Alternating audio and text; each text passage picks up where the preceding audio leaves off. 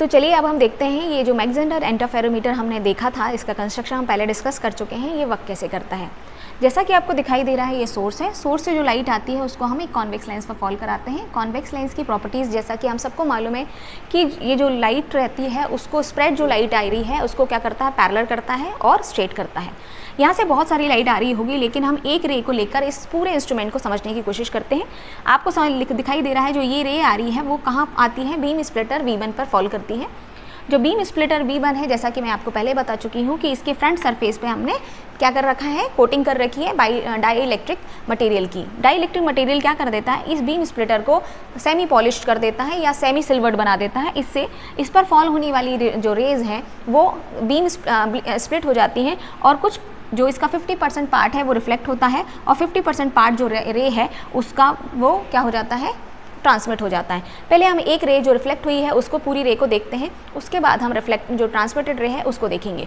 आपको दिखाई दे रहा है कि मान के चलो ये जो रे है आपको दिख रही है, इस वाले सरफेस से V1 के ऊपर वाले सरफेस से रिफ्लेक्ट होकर मिरर M1 पर फॉल करती है।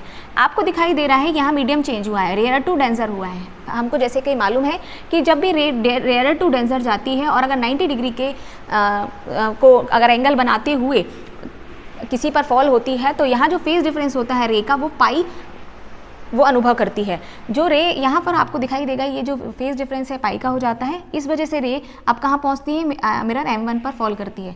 यहाँ पर भी मिरर जो है इसको 90 डिग्री का एंगल बनाते हुए ये रे कहाँ जाती है, बीम स्प्लिटर B2 पर जाती है। यहाँ पे आपको दिखाई दे रहा है कि जो कोटिंग हमने कर रखी है वो इसके बैक सरफेस पे कर रखी है। इस वजह से ये रे जो है यहाँ से ये ट्रांसमिट होकर कहाँ जाती है, इसका पार्ट ट्रांसमिट होता है और ट्रांसमिट होने के बाद आपको डिटेक्टर B पर दिखाई देती है। आपको दिखाई दे रहा है कि हम बोलते हैं कि यहाँ जो ये रे जो है ये टोटल लेंथ जो है L1 चल रही है, तो उसका जो उसके कारण जो लेंथ के कारण उसका जो फेज डिफरेंस होगा वो होगा 2 पाई अपॉन लैम्डा L1। और हमने जैसा बात करा कि ये जो रे है वो इस वाले जो मिरर है, जो प्लेट है, इसको क्रॉस करती है।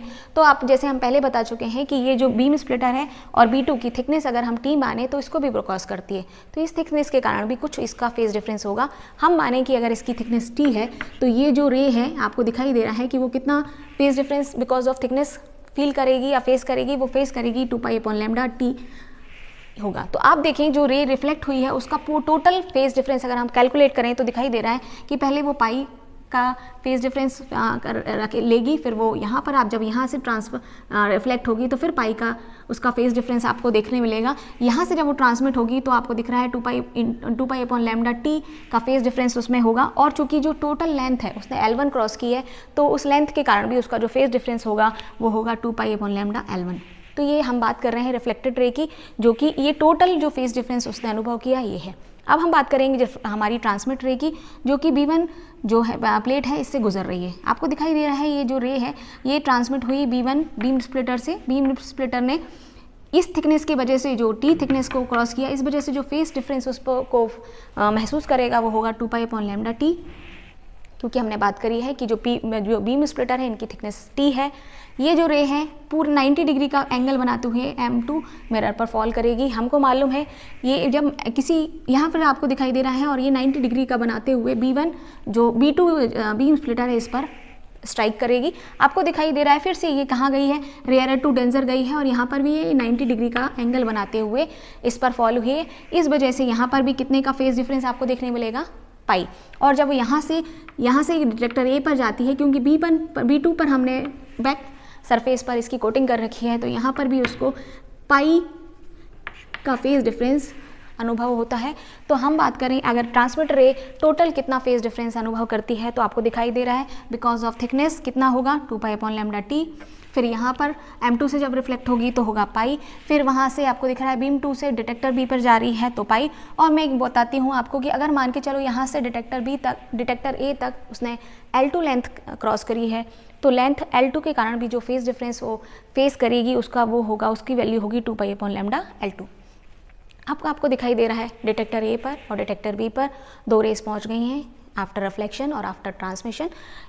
एक का फेज डिफरेंस हम अगर बोलें डेल 1 और दूसरे को बोलें डेल 2, तो अगर हम बात करें कि कितना फेज डिफरेंस है तो हमको दिखाई दे रहा है कि अगर हम डेल 2 माइनस डेल 1 करते हैं तो हमारा इक्वेशन आता है, सारी चीज़ें कैंसिल हो जाएंगी, बचेगा हमारा 2 pi upon lambda L2 minus L1, जो कि हमें दिखाई देता है डिटेक्टर ए पर और डिटेक्टर बी पर। लेकिन हमको जब इंटरफेरेंस कराना है तो अगर डिटेक्टर बी पर हम रेस का फेज डिफरेंस कैलकुलेट करना चाहते हैं तो जो डिटेक्टर बी पर फेज डिफरेंस हमको मिलता है वो मिलता है डेल प्लस पाई।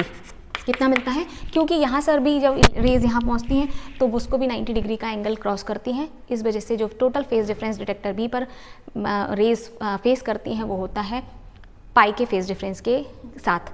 तो ये था मैक्जेंडर इंटरफेरोमीटर।